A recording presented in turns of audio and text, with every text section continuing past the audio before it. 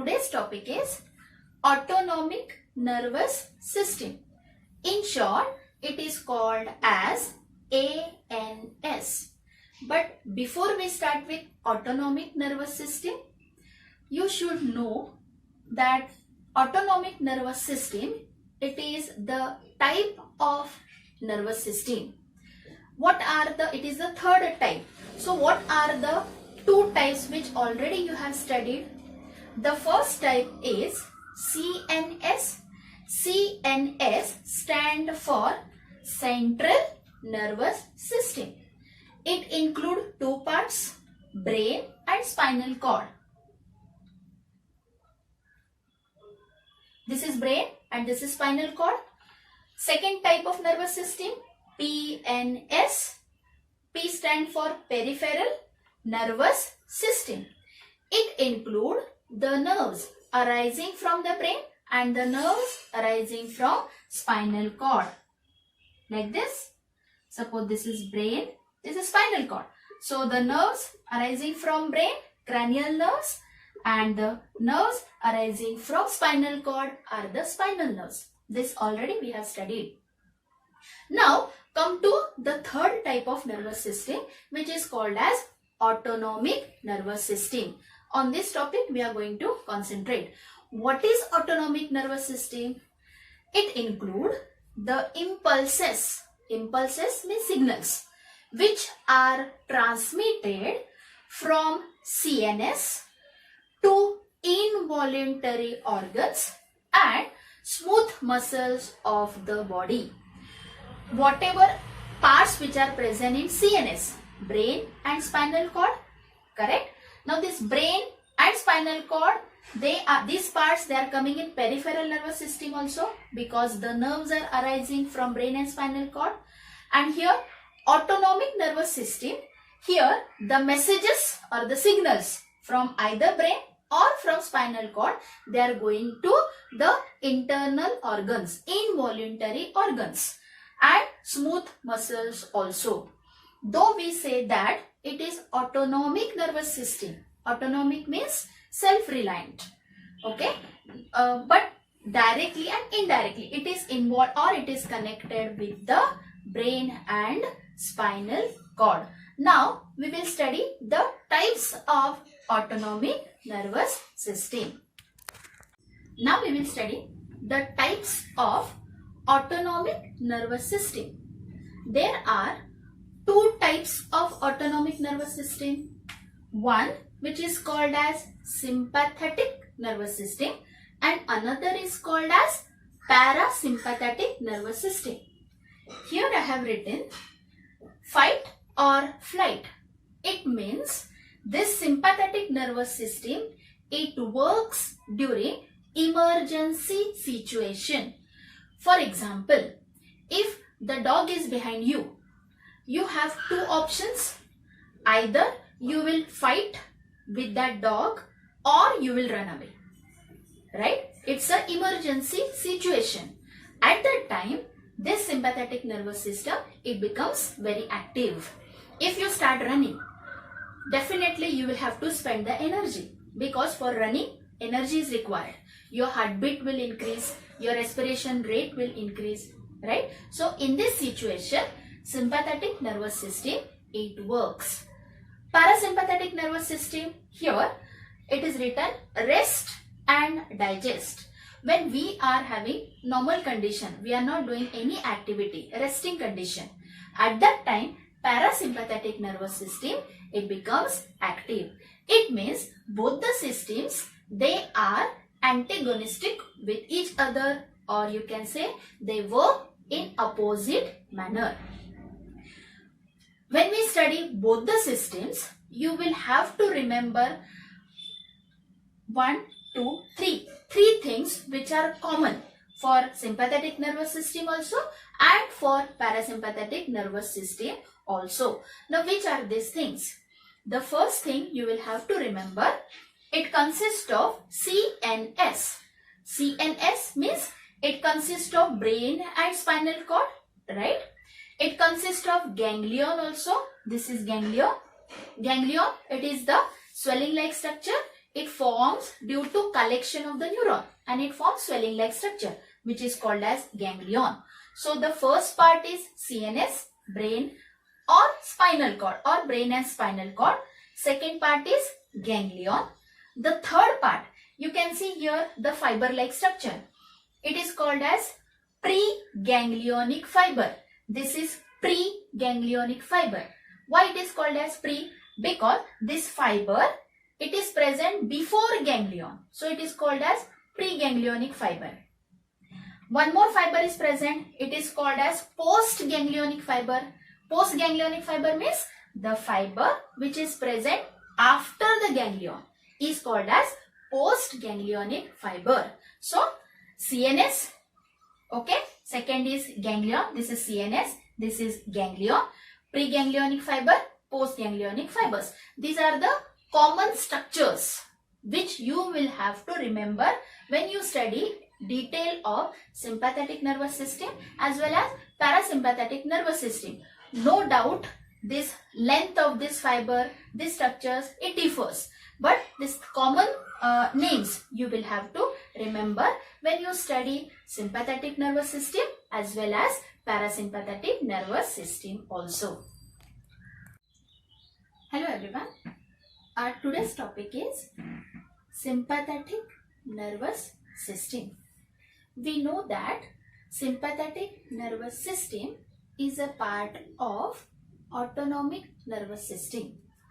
It consists of sympathetic nervous system and parasympathetic nervous system. Parasympathetic nervous system we will study later on. Now we will study sympathetic nervous system. Now this is a diagrammatic representation which shows sympathetic nervous system. Let us see. This is human brain and this is spinal cord. This spinal cord, it divides into cervical region, thoracic region, lumbar region, sacral region and coccyx region. That already we have studied. Now, the first point of sympathetic nervous system is, it is thoracolumbar in origin.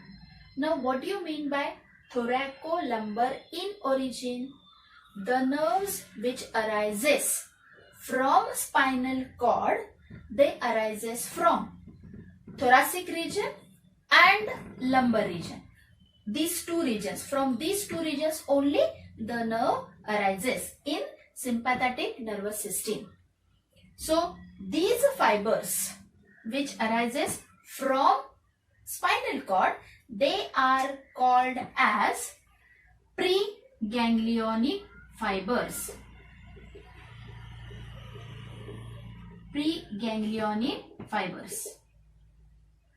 The fibers which arises before ganglion, they are preganglionic fibers. Now these fibers, they are very short.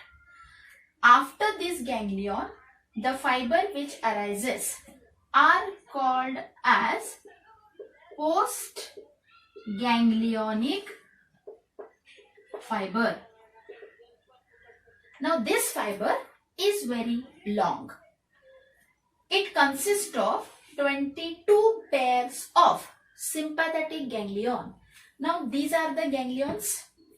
If you count 1, 2, 3, 4 like this, I have not drawn all 22. I have just shown 1, 2, 3, 4 like this. Serially they are arranged. So how many ganglions are present? 22 pairs. Means one side 22 pairs, this side also 22 pairs. So these ganglions, they are present very near to spinal cord. And these ganglions, they are arranged on a sympathetic cord-like structure. So this cord is called as sympathetic cord. What do you mean by sympathetic cord? The thread-like structure on which these ganglions are arranged. Come to fourth point, pre and post ganglionic fiber. I have explained. The fiber which is present before ganglia is preganglionic fiber. and the fiber which is present after ganglia is called as post-ganglionic fiber. Come to fifth point. This sympathetic nervous system, it shows adrenergic fibers. Now what do you mean by adrenergic fibers? These post-ganglionic fibers, they innervate the organs, involuntary organs. We have many involuntary organs. We have heart, we have lungs, then we have intestine, we have kidney and other involuntary organs. Okay, so at the end of this post-ganglionic fiber, these fiber secrete neurotransmitters. In case of sympathetic nervous system, this post-ganglionic fiber, it secretes adrenaline and noradrenaline. So it is called as the sympathetic nervous system shows adrenergic effect. Okay. Now come to 6th point. Emergency means what? Sympathetic nervous system, it is activated whenever we are having any emergency or during emergency situation. It has excitatory and stimulating effect. Means what? This system, it activates different involuntary organs. That's why it is called as, it has excitatory and stimulating effect. For example, whenever we are in emergency condition, at that time our heart rate increases, our BP increases, oxygen carrying capacity increases, our lung expand. Okay, but except digestive system, peristalsis and micturition, only these three phenomena, on this activity only, this sympathetic nervous system, it has the opposite effect. Means all other involuntary organ, it stimulates the organ, and these organs related to digestion, peristalsis and micturition is urination, it has inhibitory effect. Hello everyone, our today's topic is parasympathetic nervous system. Now this system, it is the second part of autonomic nervous system. We have studied sympathetic nervous system and now we will study parasympathetic nervous system. The first point in the system is, it is craniosacral in origin. Now this is a diagrammatic representation which shows this is brain and this is spinal cord. So spinal cord is divided into many parts.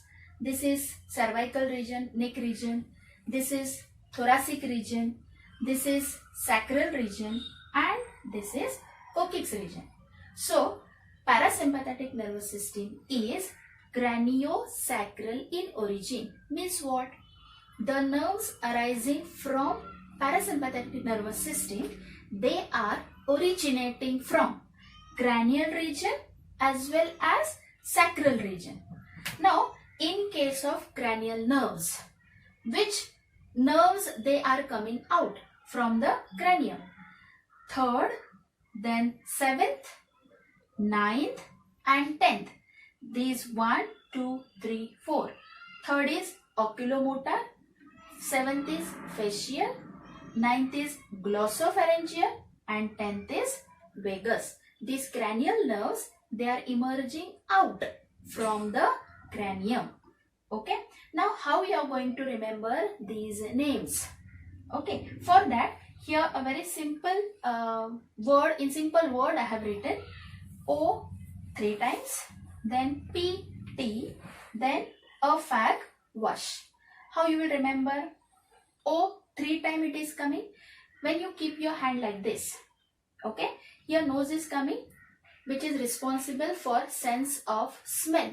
So the first O, it stands for olfactory lobe. Second O stand for optic, and the third O, it is stand for oculomotor, which is responsible for rotation of the eye. So here third is oculomotor. Okay. Here P stand for pathetic, T stand for trigeminal, A stand for abducens, F stand for facial, A stand for auditory, G stand for glossopharyngeal, V stand for vagus, S stand for spinal accessory, and H stand for hypoglossal. So in this manner, within a very short time, you can remember all the cranial nerves. So 1, 2, 3, 4. These 4 cranial nerves, they emerge out from the cranium. Now come to sacral nerves, because this parasympathetic nervous system, it is craniosacral in origin. The nerves coming out of from the cranium, these are also included in this system, and the nerves which comes out from the sacral region. Okay, so these nerves are second, third and fourth. These nerves, they are also included in this system. Now what is the another or the next characteristic? Here the preganglionic fiber. Now this is called as preganglionic fiber. Preganglionic fiber means the fiber which is coming before ganglion. This is ganglion, so this is preganglionic fiber. Preganglionic fiber, it is very long. In case of sympathetic system, it is very short. Here this is ganglion, and the second one is called as postganglionic fiber. What is postganglionic fiber? The fiber which comes after the ganglion is called as postganglionic fiber. This fiber and these ganglions, they are present very near to the effector organs. That is the difference between sympathetic and parasympathetic nervous system. In case of sympathetic nervous system, the ganglions are present very near to spinal cord. And here, in case of parasympathetic nervous system, the ganglions, they are present very near to effector organ. Now, these fibers have postganglionic fibers. They secrete the chemical called as acetylcholine. So, these fibers are said to be cholinergic fibers, as they secrete neurotransmitter which pass on the message. That chemical is acetylcholine. So, these fibers are called as cholinergic fibers. And this system, it is antagonistic to sympathetic nervous system. And always we have to remember, the parasympathetic nervous system, basically it stimulates only few organs like digestive system. It also stimulates peristaltic movement. Peristaltic movement means the movement of visceral organ, and it also control or also stimulate the micturition, that is urination.